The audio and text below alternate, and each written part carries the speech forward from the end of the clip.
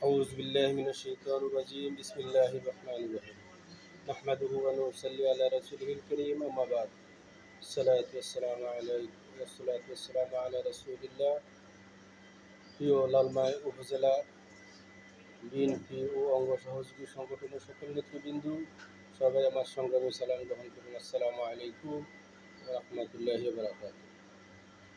আমি একজন কুয়েত প্রবাসী, বিএনপি করি, বিএনপিকে বুকে ধারণ করি। আমি একজন মনিরুল চৌধুরীর একজন ক্ষুদ্র কর্মী।